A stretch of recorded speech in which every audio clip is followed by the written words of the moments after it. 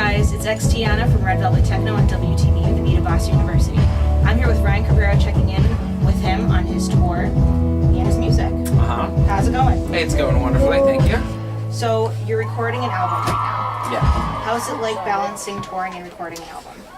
It's hard because you're especially with us, like when I'm in LA, like that's what all we're doing is recording. So, but it's just being in LA is hard because we love performing, and if I have an opportunity to play a show, I always do it just because I love it.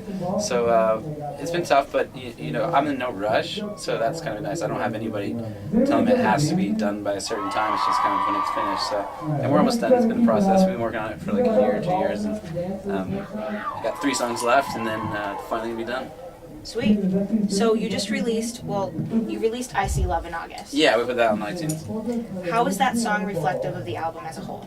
But that was the song that kind of kicked off the sound of the record. I was writing. I've been writing for the past 5 years since the last record, and it was. I always knew there was going to be a song that once I wrote a certain song that was going to kind of be like, okay, scrap everything before this and start writing now and trying to be that song.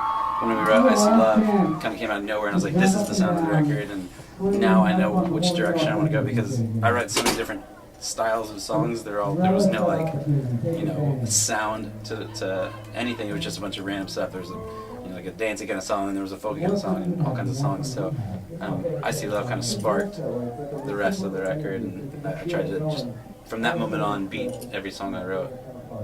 So I See Love is kind of a different feel than your songs on your last album, The Moon Underwater. Totally, yeah. What do you think influenced that change?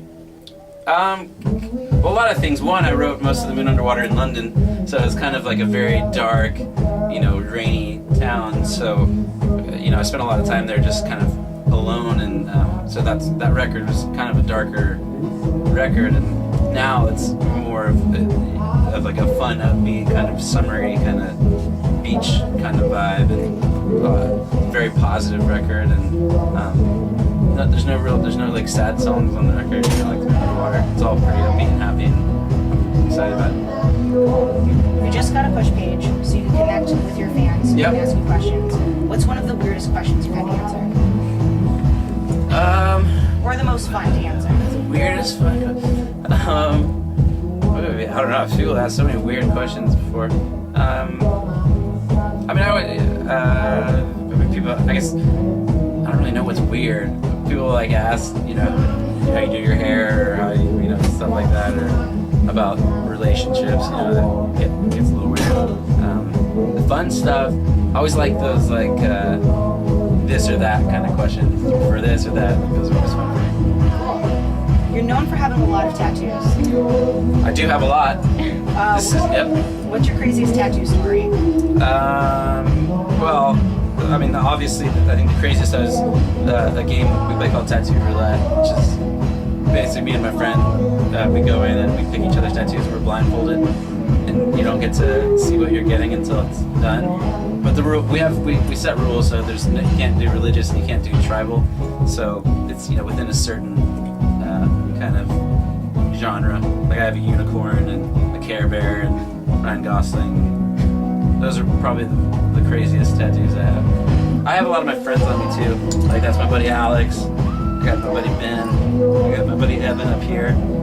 My manager Nick. So I got friends. Those are fun too.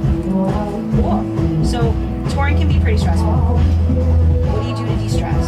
Do you watch movies? Any movies in particular? We do. Yeah, we watch a lot of chick flicks. Surprisingly enough, a lot of chick flicks around this camp. We sleep a lot.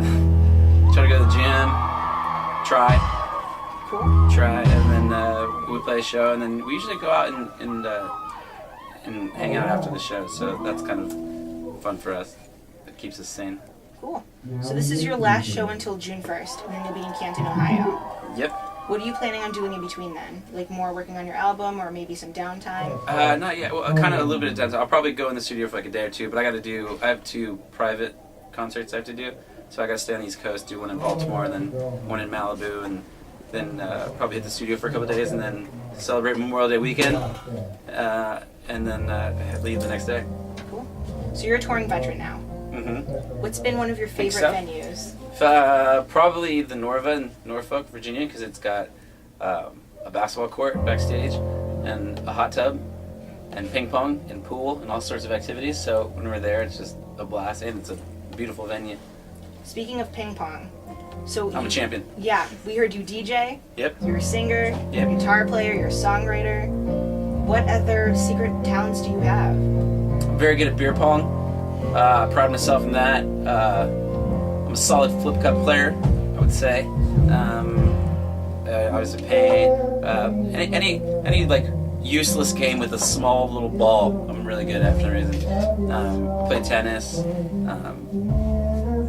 A bunch of random stuff. We heard you like to paint. I do like to paint. I love to paint. What's one of the coolest things you painted? I mean, my favorite painting, I think, would be this new painting I did of like a John Lennon, but it's kind of like a Picasso style. So it's Picasso. It's like a futuristic Picasso-y John Lennon. So we should be out on the look for that? No, they're all in my house. Okay. They're all just, at the house. I haven't sold anything because whenever somebody offers to buy one, I'm like, okay, cool, that's awesome. Yeah, I'll take all that money. And then I'm ready to like take it off the wall. I'm like, nope, can't do it. And then I'm like, sorry, I can't sell it. So they're all just in my house. So I don't really like do anything with them. Man of many talents. Thank you. So I'm from BU. Okay. I'm a college student. Okay. I go to school with tons of other college kids. We're trying to juggle an academic life as well as following our individual interests like music. Right. What's some advice you can give some kids like us? Gosh, I don't know. Well, I think whatever you're doing, as long as you truly love it and you're having fun with it and not,